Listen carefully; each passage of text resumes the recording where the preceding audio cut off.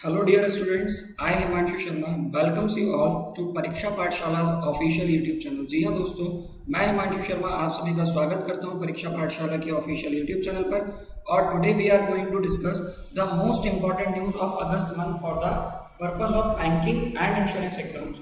जो भी आपके अपकमिंग एग्जाम्स हैं लाइक बैंकिंग और इंश्योरेंस के, उसके लिए जो इंपॉर्टेंट न्यूज है अगस्त मंथ की। ऐसे टोटल नंबर ऑफ न्यूज की मैं बात करूँ तो we have 50 news. We have most important 50 news for the month of August, and we will discuss in the part of sessions. I have made the parts of sessions like session 1, session 2, session 3. So today we will discuss about the session first. और session first में हम कुछ news लेकर के आए हैं जो कि किसके लिए इंपॉर्टेंट है, which is very important for the upcoming banking exams like RRB PO, RRB clerk, IBPS PO, IBPS clerk, SBI PO, SBI clerk and other banking examinations which are coming soon. Okay, so we will starting. Before starting, I want to inform you all of you that if you are looking for extra content from us, so you can follow us on various social platforms of Pariksha Pathshala like YouTube channel. So I know very well you all are joined the official YouTube channel of Pariksha Pathshala. If you have not subscribed yet, kindly subscribe the channel and also press the bell icon. We are on Facebook also. You can follow us on Facebook. Now परीक्षा पाठशाला by Himanshu sir, it is a telegram channel of mine. और यहाँ पर आप मुझसे directly जुड़ सकते हैं किससे, परीक्षा पाठशाला by हिमांशु सर के नाम से जो टेलीग्राम चैनल है। यहाँ पर आपको डेली बेसिस पर पीडीएफ मिल जाएंगे हमारे करंट अफेयर्स शो की और जो भी हमारे अपडेट्स होते हैं उसकी। And we are also present on Instagram also, तो हम इंस्टाग्राम पर भी आपको मिल जाएंगे, आप इंस्टाग्राम पर भी हमें फॉलो कर सकते हैं। तो now we will discuss about the first news of the session. तो जो पहली न्यूज है अगस्त मंथ की, so you all know about the first news is about of RBI. RBI is the most important part for the banking examination because it is the apex bank of India, central bank for India, and it is the regulator of all bank in India. मतलब banking sector का जो सबसे बड़ा bank है वो कौन सा है, वो है हमारा RBI. तो RBI ने कुछ नया काम किया, जरा उस पर ध्यान देते हैं और यहाँ पर अपन उसको देखते हैं कि RBI ने ऐसा क्या नया काम कर दिया। फ्रेमवर्क की बात करें तो framework for authorisation of pan India umbrella entity retail payment released by RBI. RBI ने क्या किया है, एक फ्रेमवर्क तैयार किया। What is the meaning of framework? Framework का मतलब होता है गाइडलाइंस दिया है, रेगुलेशन, रूल्स रेगुलेशन को तैयार करके कि एक नई गाइडलाइंस बना दी आरबीआई ने किस चीज के लिए, authorisation of pan India umbrella entity. Umbrella entity का मतलब क्या होता है, what is the meaning of umbrella? You all know about the umbrella means छाता। छाता किस लिए होता है, जब हम बारिश हो रही होती है तो हम उससे बचने के लिए छाती का यूज करते हैं, दैट इज अम्ब्रेला। तो यहाँ पर जो अम्ब्रेला एंटिटी की बात की गई है ये रिलेटेड है इससे एनपीसीआई से। एनपीसीआई का national payment corporation of India, और इसको रिटेल पेमेंट के लिए रिलीज किया। तो what is the meaning of retail payment? Retail payment is related to electronic payments, जो कि हम करते हैं किस चीज के लिए, जो कि आजकल हम सबसे ज्यादा यूज कर रहे हैं। ठीक है, इलेक्ट्रॉनिक पेमेंट्स का हम सबसे ज्यादा यूज कर रहे हैं कैशलेस इकोनॉमी को प्रमोट करने के लिए। ठीक है, तो उसके लिए यहाँ पर गाइडलाइंस उन्होंने लॉन्च कर दी। RBI will set up a new pan India umbrella entity with minimum capital of ₹500 crore. RBI क्या करने जा रहा है, एक नया यहाँ पर अम्ब्रेला एंटिटी को बनाने जा रहा है जिसका कैपिटल कितना होगा, जिसका पेडअप कैपिटल मिनिमम 500 करोड़ होगा। एंटिटी को सेटअप करने की बात कर रहे हैं, क्यों सेटअप करेंगे, ताकि हम ऑपरेट कर सके, मैनेज कर सके और पेमेंट सिस्टम दैट कॉम्प्राइजेस, हम पेमेंट सिस्टम्स को क्या कर सके, यहाँ पर मैनेज कर लें, ऑपरेट कर लें, उनका प्रबंधन अच्छा हो जाए और उनको चला सके। जैसे कि एटीएम्स, इंडिया में एटीएम्स आप जानते हैं, automated teller machines, Aadhaar based payments जो कि आधार इनेबल्ड पेमेंट सिस्टम है, AEPS, label point of sales. Label point of sales का मतलब होता है जहां पर आप लोगों ने देखा होगा पीओएसएम्स की हम बात करते हैं, पॉइंट ऑफ सेल मशीन्स की बात करते हैं। ओके, रेमिटेंस सर्विसेज जहां पर हम ट्रांजैक्शंस को परफॉर्म कर रहे हैं। और ये क्या करेगा, ऑल्सो डेवलप स्टैंडर्ड, ये स्टैंडर्ड्स मतलब इसके मानकों को तैयार करेगा, पेमेंट मेथड्स और टेक्नोलॉजी से रिलेटेड जो भी इशू है इन सबको यहाँ पर उसके स्टैंडर्ड्स को तैयार करके आगे उसे चलाने का काम करेगा। The authorization is to be issued by the Board for Regulation and Supervision of Payment and Settlement System। तो यहाँ पे जो ऑथराइजेशन होगा इसको लेकर के जो इशू होगा वो कौन करेगा, guidelines, board for regulation and supervision of payment and settlement system. ये बोर्ड बना दिया जाएगा। इस बोर्ड के जो डायरेक्टर्स होंगे, the directors will be appointed by the apex bank. It means the director will be appointed by the RBI directly. तो इनका जो अपॉइंटमेंट्स होगा वो कौन करेगा, वो हमारा आरबीआई करेगा। आगे अगर अपन देखें तो जो एंटिटी जिसको अम्ब्रेला एंटिटी बनाया जाना है, इनकॉर्पोरेटेड अंडर कंपनीज एक्ट 2013, इसका मतलब है कि उसको क्या होना चाहिए, वो पहले से आरबीआई एक्ट इनकॉर्पोरेटेड होगा कंपनीज एक्ट 2013 में वो पहले से लिस्टेड होनी चाहिए। पहले ये जो एक्ट था, ये एक्ट जो था ये क्या हुआ करता था पता है आपको? ये हुआ करता था कंपनीज एक्ट 1956। तो कंपनीज एक्ट 1956 में अमेंडमेंट हुआ और ये बन गया companies act 2013। Also the entities can also authorize under section 4 of payment and settlement system। तो जो एंटिटीज बनना चाहेंगे वो ऑलरेडी ऑथराइज्ड हो section 4 of payment and settlement system act जो कि 2007 में पास किया गया था। ठीक है, the entities are eligible to apply as promoters. जो एंटिटीज प्रमोटर्स की तरह अप्लाई करना चाहेंगे उनके लिए कंडीशन होगी कि वो जो कंपनीज होंगी वो पूरी तरीके से रेसिडेंट इंडियन सिटीजन, जो इंडियन सिटीजन हैं उनके द्वारा उनके मालिक हों और उनके द्वारा कंट्रोल की जा रही है। और साथ ही साथ फॉरेन एक्सचेंज मैनेजमेंट एक्ट जिसे हम बोलते हैं फेमा के किसी रूल को वो क्या ना करता, उसका वायलेशन ना करता हो। तो कोई भी वायलेशन ना करने वाली कंपनी हो फेमा की, वो ये कर सकती है। Entity holding paid up capital between 25 to 40%। जो भी यहाँ पर एंटिटी होगी 25 से 40% पेड अप कैपिटल होल्ड करेगी अम्ब्रेला एंटिटी के रूप में, प्रमोटर्स के रूप में काम करने के लिए। प्रमोटर्स क्या होता है मैं बता देता हूँ आपको दोस्तों। Promoters means like we will talk about Reliance India limited और टीसीएस। जैसे रिलायंस इंडिया लिमिटेड है, टीसीएस है, ये बड़ी बड़ी कंपनीज क्या करती हैं, फंड्स को अरेंज करने के लिए प्रमोटर्स को, अपने बड़ी बड़ी कंपनीज को प्रमोटर्स बना लेती है। तो ये प्रमोटर्स होता है, कंपनी में फंड देते हैं और प्रमोट करते हैं कंपनी को, उसी को बोला जाता है प्रमोटर। यहाँ पर भी क्या होगा कि जो भी प्रमोटर बनना चाहेगा उसको एडवांस में पेमेंट देना होगा 10%। आगे हम बात करें इनकी जो शेयर होल्डिंग होगी वो डाइल्यूट हो जाएगी मिनिमम 25%, 5% 5 साल तक बिजनेस करने के बाद में, मतलब 5 साल तक आप बिजनेस कर लेंगे, आपकी यहाँ पर शेयर होल्डिंग डाइल्यूट कर दी जाएगी। मिनिमम नेटवर्थ की अगर हम बात करते हैं फिर 300 करोड़ होना चाहिए, हमेशा मेंटेन रहना चाहिए। कितना? 300 करोड़ रुपए।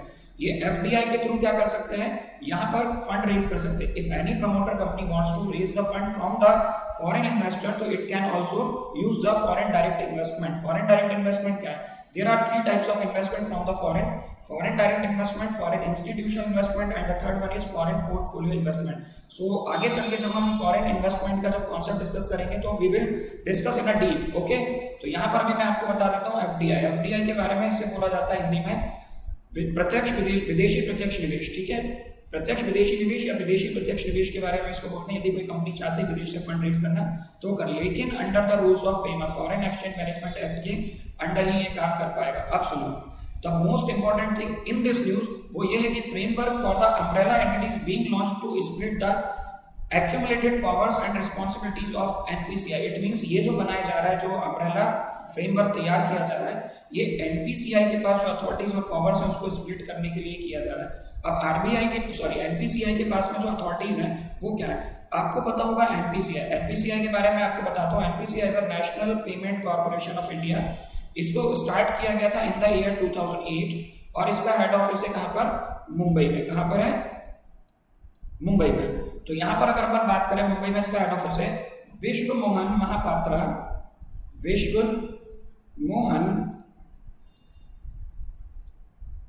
Mohapatra is the non executive chairman. ये क्या है? नॉन एग्जीक्यूटिव चेयरमैन है। और अगर मैं बात करूं दिलीप आसबे की, अगला नाम मैं लिख रहा हूं यहाँ पर Dilip Asbe. So we will talk about Dilip Asbe. Who is Dilip Asbe? Dilip Asbe is the MD and CEO of NPCI. NPCI work under the rules and regulation of RBI. Why it is made? इसे बनाया क्यों गया था? It is made for the regulation of जितने भी हमारे online payment systems हैं उनको यहाँ पर रेगुलेट करने के लिए इसको डिजाइन किया गया था। ओके, तो इस एनपीसीआई के पास बहुत सारे काम आ गए। आपको याद होगा नवंबर 2016 में जब भारत में डीमोनेटाइजेशन हुआ था, उस डीमोनेटाइजेशन के बाद में इस एनपीसीआई ने, डीमोनेटाइजेशन के टाइम पर इस एनपीसीआई ने क्या किया था, बहुत सारा हमारे पेमेंट्स को प्रमोट किया था। उसी के साथ साथ उसी टाइम पर भीम, उसी टाइम पर यूपीआई, उसी टाइम पर बहुत सारी ऐसी एप्लीकेशंस वगैरह आ गई थी जो हमारे मोबाइल पेमेंट, जिसे डिजिटल पेमेंट बोलते हैं, डिजिटल पेमेंट को प्रमोट करने के लिए सहायक है। आगे हम बात करते हैं यहाँ पर, ये हमारे सेक्शन 8 ऑफ कंपनीज एक्ट में रजिस्टर्ड है। अब बात करते हैं कंटिंजेंसी फंड की। What is the meaning of contingency fund? Contingency fund is also known as emergency fund. Contingency fund is also known as emergency fund. Emergency fund Indian constitution की बात की जाए तो in the article 267 of Indian Constitution defines contingency fund, ये contingency fund के बारे में Indian constitution के आर्टिकल 267 में डिफाइंड है। यहां पर बोला गया है कि government has to allocate rupees 500 crore every year in the budget, every year in the budget. मतलब गवर्नमेंट को यहां पर क्या करना पड़ेगा, हर साल बजट में 500 करोड़ रुपए जमा करने पड़ेंगे for the emergency. Emergency for what emergency, which type of emergency, emergency is for the relief, it is a type of relief fund for the natural calamities like flood, like earthquake, like thunder. इस तरीके की कोई भी natural calamities आती हैं, प्राकृतिक आपदा आ जाती है, उससे राहत कार्य के लिए फंड्स होते हैं। तो बिफोर 2005 मतलब 2005 के पहले तक क्या हो रहा था कि यहाँ पर ये जो फंड है इसमें 50 करोड़ रुपए जमा किए जाते थे, लेकिन 2005 के बाद से डिसाइड किया कि इसको इंक्रीज करके करते हैं कि एवरी ईयर हमें कितने 500 करोड़ रुपए जमा इसमें करने होंगे। और ये जो फंड है, इस फंड की जो कस्टडी है, वो कस्टडी हमेशा किसके पास होगी, कस्टडी मींस ये पैसा रखेंगे क्या, तो आरबीआई के पास होगा। सो अपन बात करते हैं कंटिंजेंसी फंड का जो कॉन्सेप्ट है। कंटिंजेंसी फंड जो आरबीआई का है वो घट गया है, कितना हो गया है, डिक्रीज हो गया है 1.96 लाख करोड़, जो कि पहले 2.32 लाख करोड़ हुआ करता था 2018-19। कम क्यों गया, कम होने के पहला इसका जो बड़ा रीजन है वो ये है कि इसको लेकर के कमेटी बनाई गई थी। कमेटी के जो हेड है वो कौन है, कमेटी के जो हेड है वो बिमल जालान। बिमल जालान कमेटी सेटअप की गई थी और इसने क्या किया, वे ऑफ कैलकुलेटिंग, जो कैलकुलेशन की मेथड है इसको चेंज कर दिया, जिसके कारण हम कैलकुलेशन जब कर रहे हैं तो हमारा कंटिंजेंसी फंड क्या आता जा रहा है, कम आता जा रहा है, डिक्रीज दिखाई दे रहा है। Bimal Jalan, who is Bimal Jalan, Bimal Jalan is a former governor of RBI 1997 से 2003 तक। He was the governor of RBI, RBI के गवर्नर है 2003 तक। ठीक है, क्लियर है इतना सभी को। इसके अलावा इनको लेकर के एक कमेटी और बनाई गई, इकोनॉमिक कैपिटल फ्रेमवर्क कमेटी, जो बनाई गई under the chairmanship of Bimal Jalan, तो ये भी बनाई गई है। अब आ जाते हैं हम इस पे एनपीसीआई की सर्विसेज पे। तो एनपीसीआई की सर्विसेज है Aadhaar enabled payment system, that is called AEPS. इसको क्या बोलते हैं, एईपीएस। लॉकडाउन के टाइम पर इसने बहुत काम किया है। पोस्ट ऑफिस के थ्रू जिन लोगों को राहत पैकेज मिलना था, राहत पैकेज गवर्नमेंट ने लॉन्च किया था, इसमें 5,000 रुपए महीने, किसी लोगों को 2,000 रुपए महीने, अलग अलग स्टेट में कहीं पर 3,000 रुपए पर मंथ का जो इनको राहत अमाउंट दिया जा रहा था, इस अमाउंट को उन तक पहुंचाने के लिए बैंक अकाउंट अगर उनके पास है तो उनके घर तक ये एईपीएस के थ्रू पहुंचाया जाता है। Bharat QR cheque transaction system, national automatic clearing house, national financial switch, national common mobility card, unified payment interface, Bharat bill payment service, Bharat bill payment system, भीम app, Aadhaar pay, immediate payment services जिसको हम IMPS बोलते हैं, national electronic toll collection और रुपे, ये सारी facilities provided by the NPCI. तो ये सारी फैसिलिटी कौन प्रोवाइड कर रहा है, NPCI. It is the most important news from the month of अगस्त। चलिए आगे देखते हैं। इसके बाद हम नेक्स्ट आता है हमारा ये पेमेंट्स का, आपको देख पा रहे होंगे डिजिटल पेमेंट हम कर सकते हैं through the phone, through the cards, इसे बोला जाता है पॉइंट ऑफ सेल मशीन, पीओएसएम। अब तो आ गया है कार्डलेस। कार्डलेस में भी कौन सा, कॉन्टेक्टलेस कार्ड की भी हम बात कर लेते हैं। कॉन्टेक्टलेस कार्ड का मतलब है मशीन के पास तक ले जाना, लेकिन मशीन में उसको एंटर नहीं कराना है। और इसको लॉन्च किया इंडिया में सबसे पहले किसने, आईसीआईसीआई बैंक ने। Contact lens card launch by first by ICICI bank. ठीक है, now after that we will discuss about the RBI. Now we will discuss about the RBI. RBI was established as on 1st April 1935 by the Act, RBI Act 1934. ठीक, where is the headquarter?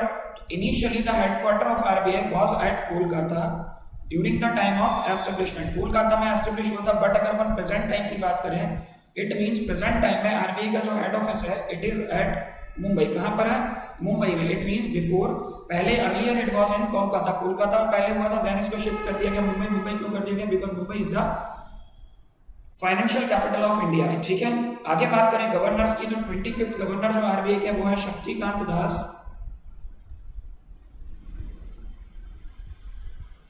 ये 2018 दिसंबर में RBI के governor बने। इनके पहले जो हुआ करते थे वो हुआ करते थे उर्जित पटेल। आरबीआई के फर्स्ट गवर्नर की बात करें तो ऑसबॉर्न स्मिथ है, और अगर हम आरबीआई के फर्स्ट इंडियन गवर्नर की बात करें तो CD Deshmukh is the first Indian governor of RBI. When we will discuss the topic RBI in detail, वहां मैं सारी चीजें आपको उनके टेन्योर के साथ बताऊंगा, because we have limited time for this session. Okay, now we are discuss about the second news. Second news क्या है यहाँ पर, second news ध्यान से देखिएगा। ISRO to allow private sector to set up own launchpad at। ISRO ने निजी क्षेत्र को कहाँ लॉन्च पैड लगाने की अनुमति दी है। अब पहले बात करें इसरो की। ISRO is the Indian space research organisation 15 अगस्त 1969 को एस्टेब्लिश किया गया था। बेंगलुरु में इसका हेड ऑफिस है। It comes under department of space and the department of space holding by the prime minister of India, PM of India. तो ये इसरो की बात की। इसरो हमारे इंडियन स्पेस रिसर्च की बात करें तो स्पेस रिसर्च से रिलेटेड स्पेस प्रोग्राम्स को हमारे इंडिया में कौन रेगुलेट करता है? इसरो करता है। इसरो ने क्या किया है, अभी हाल ही में परमिट किया है, अलाउ किया है प्राइवेट सेक्टर्स को अपना लॉन्च पैड किसके लिए? स्पेसक्राफ्ट और रॉकेट लॉन्चिंग के लिए कहां लगाने के लिए इसने परमिट किया है।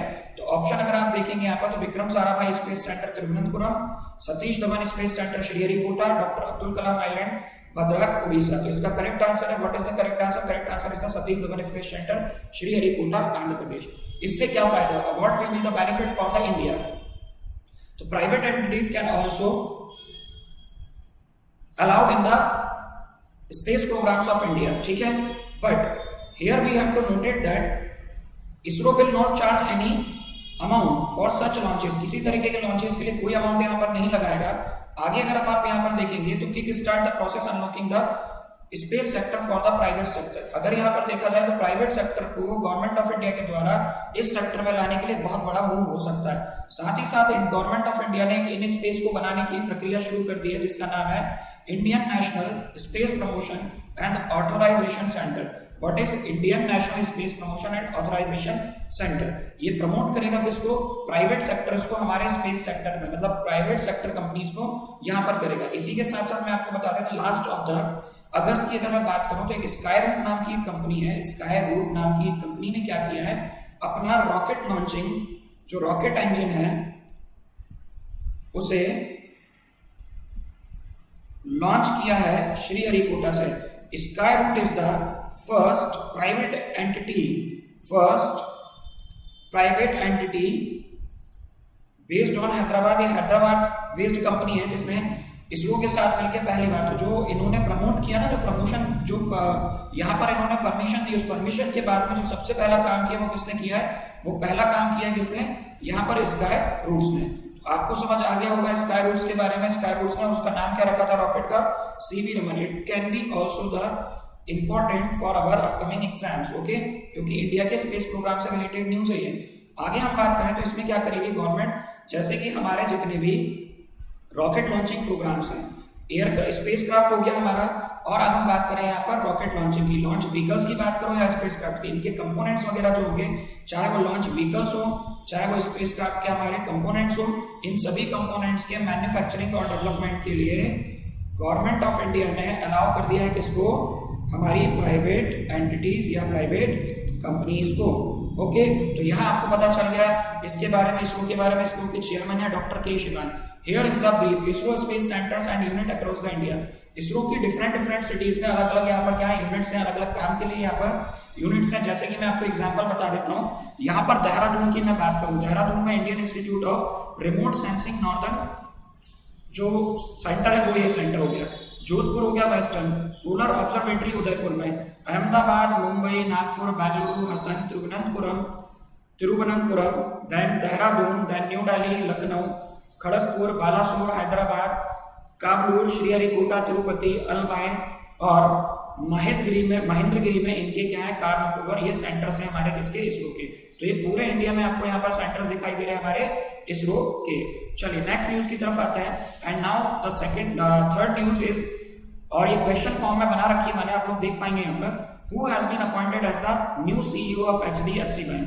एचडीएफसी बैंक के मुख्य कार्यकारी अधिकारी के रूप में किसे नियुक्त किया गया है? अब मैं आपको एक चीज बता देता हूं यहाँ पर, if we will discuss the single news, इसके साथ में मैं आपको 3 से 4 न्यूज ऐसी बताता हूं जो क्वेश्चन के अंदर ही होती है।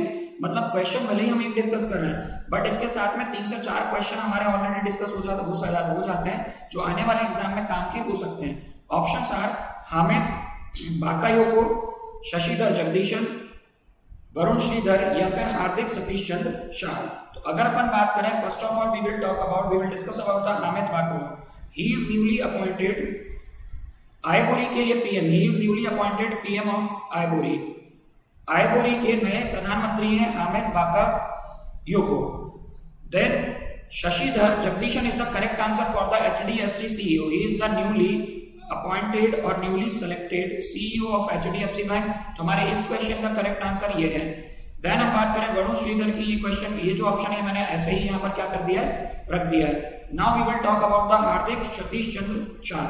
हार्दिक Satish Chandra Shah is the new private secretary of PM of India. ये जो है, ये हमारे भारत के जो प्रधानमंत्री है, कौन है, भारत के जो प्रधानमंत्री श्री नरेंद्र मोदी जी, उनके नए निजी सचिव के रूप में इन्होंने कार्यभार संभाला है। ही is newly appointed private secretary of PM। हार्दिक सतीश चंद्र शाह ये बैंगलोर कैडर के IAS हैं। इन्होंने अभी हाल ही में प्रधानमंत्री कार्यालय में प्रधानमंत्री के निजी सचिव के रूप में कार्यभार संभाला है। Now discuss about the Satish Chandra Jagdishan. अब HDFC की बात कर लें, पहले तो मैं आपको HDFC के बारे में यहाँ बता देता हूँ कुछ। हाउसिंग डेवलपमेंट फाइनेंस कॉर्पोरेशन, ये इसका नाम है HDFC का। Established in August 1994 and the head office is located at Mumbai. Recently, Aditya Puri is the chairman. Aditya Puri is the MD and CEO. ठीक है, managing director of HDFC bank and MD of HDFC bank and CEO chief executive officer. But now the Bank Board Bureau has confirmed the name of Jagdishan ji. Sashidhar Jagdishan ji का क्या किया, यहाँ पर नाम suggest कर दिया बैंक बोर्ड ब्यूरो ने as a chief executive and managing director of HDFC bank. चलिए, तो यहाँ आपको समझ आ गया। क्वेश्चन दो टाइप के पूछे जाते हैं, who has been appointed as the CEO और MD of the HDFC bank, and the second type of question raised like that Shashidhar Jagdishan appointed as the CEO of HDFC bank, to whom he succeeded। इन्होंने किसको replace किया, succeed किया है। तो ये question आता है PO लेवल का ना, PO लेवल के एग्जाम में क्वेश्चन पूछे जाते हैं। तो यहाँ पर आपको बता देना है टू whom he replaced, तो he succeeded the Aditya Puri, जो कि अभी क्या है, ये अभी HDFC बैंक के CEO और MD के रूप में काम कर रहे हैं। ना बैंक बोर्ड ब्यूरो की बात करें, पब्लिक सेक्टर बैंक हो या प्राइवेट सेक्टर बैंक हो, कोई भी बैंक से अगर उनके चीफ्स को चेंज होना है तो उसका अप्रूवल आपको मिलेगा बैंक बोर्ड ब्यूरो से। फरवरी 2016 में गवर्नमेंट ऑफ इंडिया ने PJ नायक कमेटी की रिकमेंडेशंस पर, on the basis of PJ Nayak committee, government formed bank board bureau and it started functioning from 1st April 2016। Why it is formed? It is formed to task the management and governance of public sector banks, but now it is also involved in the private sector banks। ठीक है, अब ये private sector banks में भी involve हो गया है। यहां पर अगर अपन बात करते हैं तो Bhanu Pratap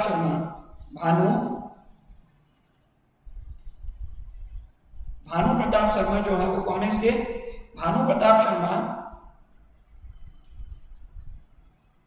chairman of bank board bureau. Bank board bureau is formed under Indradhanush programme. Indradhanush कार्यक्रम को लॉन्च किया था 2015 में माननीय प्रधानमंत्री जी ने बैंकों के रिफॉर्म के लिए, जो बैंक्स हैं, बैंक्स रिफॉर्म के लिए, ताकि बैंकों का जो लॉस हो रहा है, NPA लगातार बढ़ता जा रहा है, उसको कम करने के लिए। Fourth question, which of the following bank launched green deposit program. Green deposit program या ग्रीन डिपॉजिट कार्यक्रम किस बैंक के द्वारा शुरू किया गया है? SBI के द्वारा, HSBC के द्वारा, HDFC के द्वारा या ICICI बैंक के द्वारा? तो correct answer is HSBC bank. HSBC bank launched in India green deposit program. Green deposit program is for eco friendly और फॉर एनवायरमेंट फ्रेंडली वर्क। अब यहां पर बात करें इसमें क्या किया गया है, इसने क्या किया है, ये फाइनेंस प्रोवाइड करवाएगा, provide finance for initiative projects related to eco friendly project which will be finance include renewable energy like solar panels. अगर आप लगाना चाह रहे हैं रिन्यूएबल एनर्जी से रिलेटेड तो आपको यहाँ पैसा मिल जाएगा। क्लीन एंड सेफ ट्रांसपोर्ट के लिए, कंट्रोलिंग पॉल्यूशन के लिए, लो कार्बन एमिशन के लिए, climate resilient and sustainable economy के लिए यदि आपको पैसा चाहिए तो ये आपको फंड्स प्रोवाइड करवा देगा। कौन? HSBC bank from the green deposit program. Now we will discuss what is the green deposit program is available in deposit। ये क्या होगा? available in deposit होगा term deposit like fixed deposit and recurring deposit।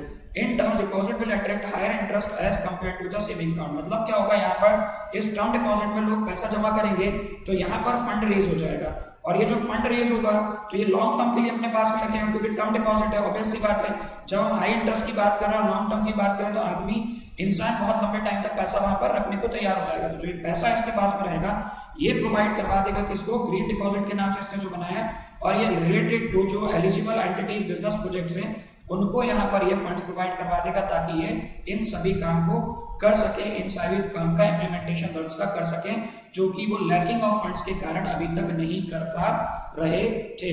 HSBC bank की बात करें तो HSBC bank का head office कहाँ पर है? लंदन में। ओके, यूके लंदन की बात हो गई, it is established at London. Now which state government is going to develop India's first snow leopard conservation center? कौन सा राज्य भारत का पहला स्नो लेपर्ड संरक्षण केंद्र विकसित करने जा रही है? कौन सा राज्य ऐसा है जो भारत में पहला, स्नो लेपर्ड को हिंदी में बोलते हैं हिम तेंदुआ। क्या बोलते हैं? हिम तेंदुआ। जम्मू कश्मीर, हिमाचल प्रदेश, उत्तराखंड और सिक्किम। यहां पर जो कंफ्यूज करने वाले जो ऑप्शंस हैं, ये चारों ही ऑप्शन हमारे लिए बहुत कंफ्यूजिंग है, क्योंकि जम्मू कश्मीर की बात करें तो स्नो की बात करें जम्मू कश्मीर, हिमाचल प्रदेश में भी, उत्तराखंड में भी है, सिक्किम की बात करें सिक्किम में भी। बट द करेक्ट आंसर है इसका Uttarakhand. Uttarakhand state government is going to develop India's first snow leopard conservation centre. The centre is developed by the Uttarakhand Forest Department and with the help of UNDP. What is UNDP? UNDP is a United Nations Development Program। UNDP is a United Nations Development Program। ये India का पहला India's first snow leopard conservation centre होगा, जो कि कहां पर लगाया जा रहा है? उत्तराखंड। आपको एक चीज और बता देता हूं, इंडिया का पहला फर्स्ट ग्रीन रामायणा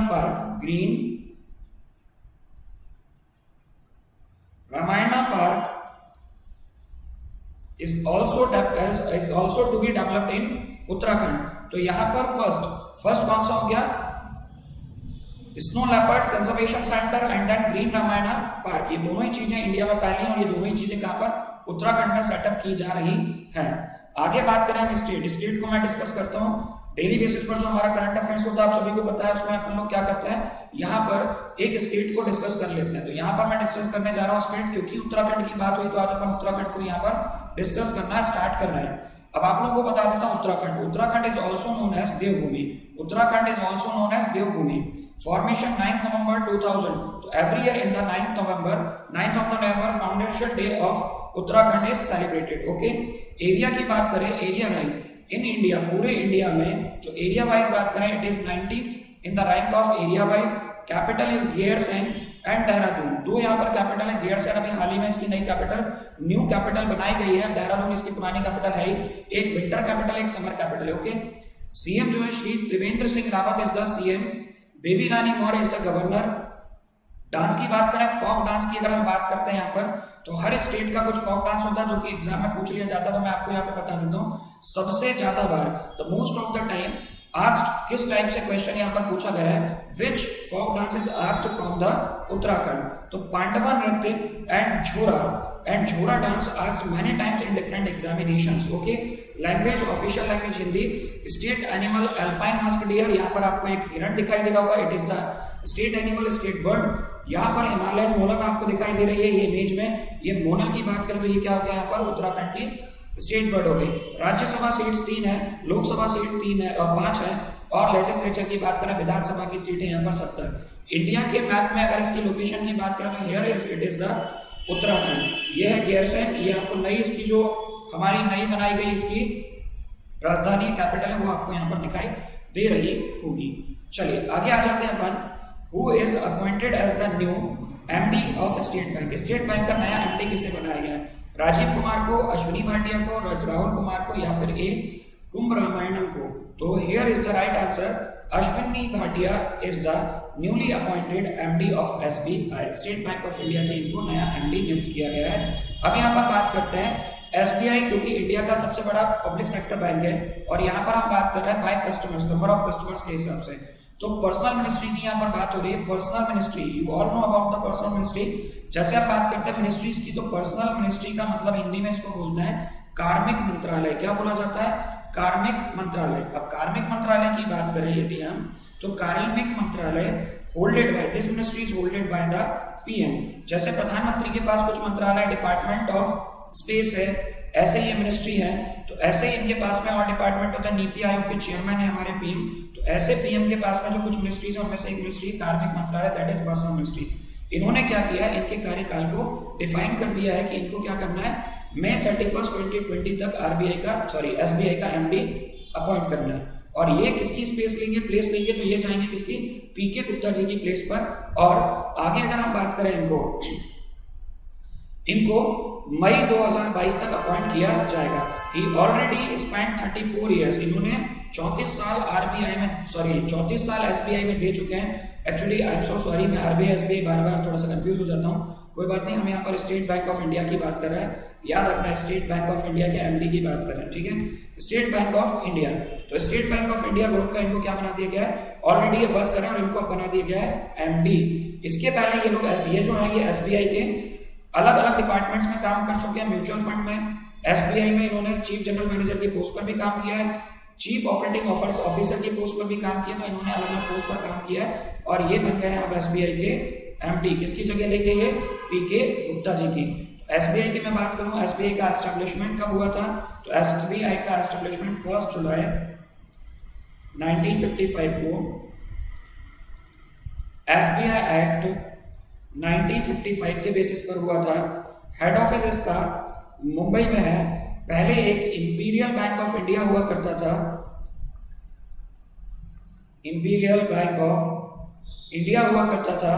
1921 में इसकी स्थापना हुई थी, इसको कन्वर्ट करके एसबीआई बना दिया।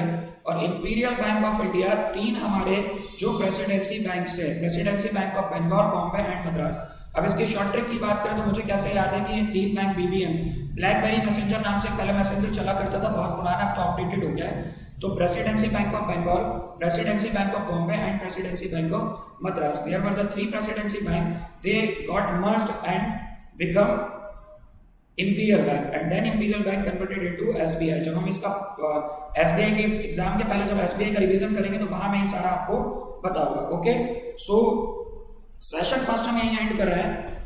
वीडियो अच्छा लगा हो तो कमेंट बॉक्स में आप जरूर बताइएगा। चैनल को अगर आपने सब्सक्राइब नहीं किया तो प्लीज आप चैनल को सब्सक्राइब कर लीजिएगा, बेल आइकन को प्रेस कर लीजिए। और जो हमारे सारे वीडियोस चैनल पर आ रहे हैं उन सभी वीडियोस को आप क्या करिएगा, लाइक कीजिएगा, शेयर करिएगा और ज्यादा से ज्यादा लोगों को जोड़ने की कोशिश कीजिएगा। थैंक यू सो मच, आपका दिन शुभ हो।